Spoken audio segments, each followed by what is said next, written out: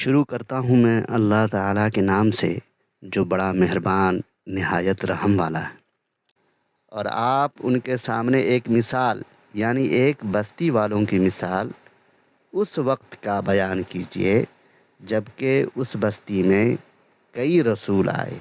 جب ہم نے ان کے پاس 2 کو بھیجا سو ان لوگوں نے اول دونوں کو جھٹلایا، پھر ہم نے تیسرے سے تائید کی سو ان تینوں نے کہا کہ ہم تمہارے پاس بھیجے گئے ہیں۔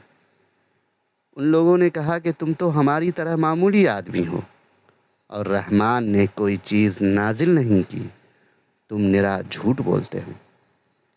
ان رسولوں نے کہا ہمارا پروردگار جانتا ہے کہ بے شک ہم تمہارے پاس بھیجے گئے ہیں اور ہمارے ذمے تو صرف واضح طور پر پہنچا دینا ہے۔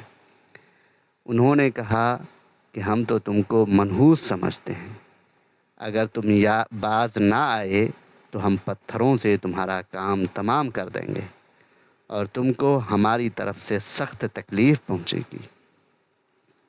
ان رسولوں نے کہا کہ تمہاری نحوست تمہارے ساتھ ہی لگی ہوئی ہے، کیا اس کو نحوست سمجھتے ہو کہ تم کو نصیحت کی جائے؟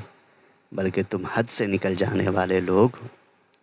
اور ایک شخص اس شہر کے آخری حصے سے دوڑتا ہوا آیا، کہنے لگا کہ اے میری قوم، ان رسولوں کی راہ پر چلو، ایسے لوگوں کی راہ پر چلو جو تم سے کوئی معاوضہ نہیں مانگتے اور وہ راست پر ہیں۔